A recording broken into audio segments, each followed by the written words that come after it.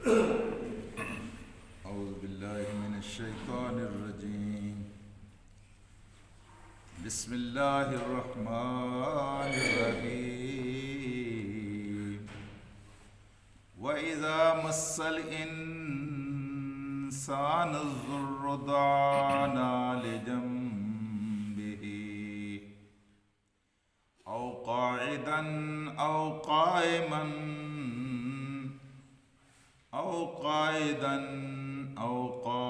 قائما فلما كشفنا عنه ضره مر كأن لم يدعنا إلى ضر مسه كذلك زين للمسرفين ما كانوا يعملون.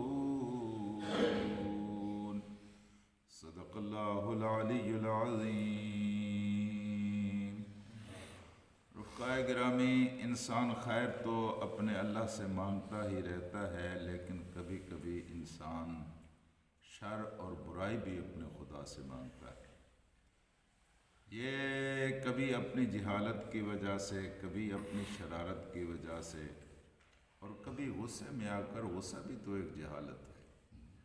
کبھی آپ نے ماں کو دیکھا ہے کہ ماں کتنی شفیق ہوتی ہے، لیکن اس کے باوجود بچوں کے اوپر جب اس کو غصہ آتا ہے تو وہ بچوں کے خلاف بد دعا ماں کرنے لگتی ہے. غصے میں آ کر اس کی موت کی باتیں بھی کرنے لگتی ہے. اور کبھی کبھی اللہ تعالیٰ ان بد دعاؤں کو قبول بھی کر لیتا ہے. پھڑے پویں بجڑا، بھی اس ریکی میں کہتے ہیں بلوں، تباہ ہو جائے، برباد ہو جائے، مر جائے، تو وہ پھر کبھی کبھی اللہ پاک اس دعا کو قبول کر لیتا ہے، اور چند دنوں کے اندر اندر یہ منظر ماں کو دیکھنا پڑتا ہے. پھر سب سے زیادہ رونے اور چیخنے والی بھی وہی ماں ہوتی ہے، حالانکہ یہ برائی اس نے خود اپنی زبان سے مانگی ہوتی ہے. اس لیے اللہ کے رسول نے بڑی سختی کے ساتھ منع کیا ہے. کم از کم ماں جیسی ہستی کو اپنی زبان سے بد دعا کے لفظ کسی صورت میں نہیں نکالنے چاہیے، کہ ماں مخلص ہوتی ہے، ماں محبت کرنے والی ہوتی ہے، اور مخلص اور محبت کرنے والا انسان جب بد دعا دے تو اس کی بد دعا کو یا اس کی دعا کو اللہ ضرور قبول کرے.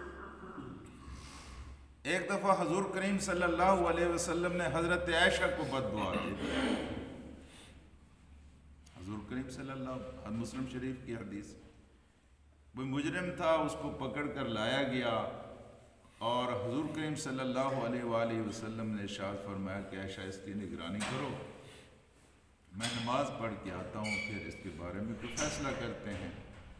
آپ نماز پڑھنے گئے، وہ مجرم نکل گیا، ملزم نکل گیا. آپ نے فرمایا عائشہ تیرے ہاتھ ٹوٹے ہیں، میں نے تو تجھے اس کی نگرانی کے لیے کہا تھا. انہوں نے کہا یا رسول اللہ وہ تو نکل گیا ہے. آپ یہ بات کہہ کر آپ فوراً گھر سے باہر نکل گئے. صحابہ کو حکم دیا کہ اس کو ڈھونڈو اور اس کو پکڑ کر لے آؤ، اور اس کو ڈھونڈا گیا اور اس کو پکڑ کر لایا گیا. اور پھر حضور کریم صلی اللہ علیہ وسلم جب گھر میں داخل ہوئے تو آپ نے دیکھا کہ حضرت عائشہ اپنے ہاتھوں کو دیکھ رہی، اپنے ہاتھوں کو دیکھ رہی. آپ نے فرمایا عائشہ کیا ہو گیا، کیا کیا کیا دیکھ رہی ہو، ایسا کیوں کر رہی؟ انہوں نے کہا یا رسول اللہ جب سے آپ نے بد دعا دی ہے میں تو اس وقت سے دیکھ رہی ہوں کہ میرے ہاتھ کب ٹوٹتے ہیں اور کب ٹوٹتے ہیں. کیونکہ اللہ کے رسول کی دعا ہے. اللہ کے رسول کی دعا کیوں قبول ہوتی ہے؟ اس لیے کہ اللہ کا رسول بھی ماں سے بڑھ کر لوگوں کے بارے میں مخلص ہوتا ہے. جی تو حضور اکرم صلی اللہ علیہ وآلہ وسلم فوراً اللہ تبارک و تعالیٰ قبلے کی طرف رخ کر کے اللہ سے دعا مانگنے لگے کہ اللہ میں بھی بشر ہوں، میرے منہ سے بھی کبھی کبھی کسی کے خلاف کوئی بات نکل سکتی ہے، بس میں تجھ سے دعا کرتا ہوں کہ میری بد دعا کو کسی کے بارے میں نکلے تو اس کے لیے باعث برکت بنا دے. میری بد دعا کو اس کے لیے باعث خیر بنا دے. اور ہم دیکھتے ہیں کہ سیدہ عائشہ کے سلسلے میں جو آپ نے بد دعا کی تھی وہی بد دعا یا اسی کی وجہ سے سیدہ عائشہ کا کیا مقام بنا اور کیا مرتبہ اس کا. سبحان اللہ. یہ اہل تشیع طعنہ دیتے ہیں کہ ایک دفعہ حضور کریم صلی اللہ علیہ وسلم نے حضرت معاویہ کو بد دعا دی تھی، اور اس مسلم شریف کی حدیث ہے، اور یہ اس کو بطور دلیل استعمال کرتے ہیں جب اپنا بغض نکالتے ہیں جناب معاویہ رضی اللہ تعالیٰ عنہ۔ حضور اکرم صلی اللہ علیہ وسلم نے ایک دفعہ بلایا تو حضرت معاویہ نہیں گئے، دوسری دفعہ بلایا بھی حضرت معاویہ نہیں گئے۔ پوچھا گیا کیوں نہیں آ رہے؟ تو کہا گیا کہ حضرت معاویہ کہہ رہے تھے میں کھانا کھا رہا ہوں، اس لیے اللہ کے رسول نے فرمایا تیرا پیٹ معاویہ تیرا پیٹ کبھی نہ بھرے، معمولی بات تھی، لیکن اگر یہ بد دعا تھی تو اللہ پاک نے اس کی وجہ سے حضرت معاویہ کے مقام اور مرتبے کو بڑھایا ہے، گھٹایا نہیں ہے۔ ہاں جی، تو اللہ کے رسول جب بد دعا دیتے ہیں تو خیر ان کے بارے میں تو آ گیا کہ انہوں نے خود دعا فرمائی اور اللہ پاک نے اس کو قبول فرما لیا، لیکن ماں کے بارے میں تو ایسا کوئی کلیہ نہیں ہے جی۔ ماں چونکہ مخلص ہوتی ہے، بہت محتاط ہونا چاہیے، گھر والوں کو یہ سکھلانا چاہیے، ان کو بتلانا چاہیے، اٹھ کر مار لیں ان کو، اپنی زبان سے کوئی ایسی بات نہ نکالیں، ورنہ اگر قبولیت کی گھڑی ہوئی تو وہ دعا فوراً قبول ہو جائے گی، اور پھر آپ کو وہ منظر دیکھنا پڑے گا جس کو دیکھنا آپ پسند نہیں کرتے۔ حضور اکرم صلی اللہ علیہ وآلہ وسلم سفر میں تھے، کسی صحابی نے ایک اونٹنی کو جب اسے پریشان کر رہی تھی اس کو کہ یہ بڑی لعنتی اونٹنی ہے، اللہ کے رسول نے فرمایا یہ کس نے کہا ہے؟ تو کہا گیا جی یہ انہوں نے کہا، آپ نے فرمایا اترا ہو اس اونٹنی سے، اب یہ لعنتی اونٹنی ہو گیا، اس کو آپ استعمال نہیں کر سکتے۔ تو میرے دوستوں اور ساتھیوں، انسان اپنے زبان سے جو کچھ کہتا ہے، خیر کہتا ہے، بھلائی مانگتا ہے، کبھی کبھی شر بھی کہہ بیٹھتا ہے۔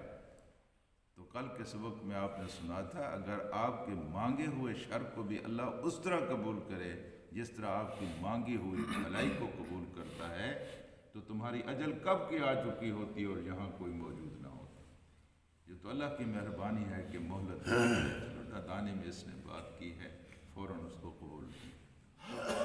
اور جب مانگی ہوئی یہ جہالت کی وجہ سے مکے کے مشرک گئے تھے نا کعبہ بیت اللہ میں، اور انہوں نے جا کر کہا تھا کہ اے اللہ اگر ہم حق پر نہیں ہیں تو ہمارے اوپر پتھروں کی بارش کر، اور حق پر تو نہیں تھے، پھر پتھروں کی بارش بھی نہیں ہوئی۔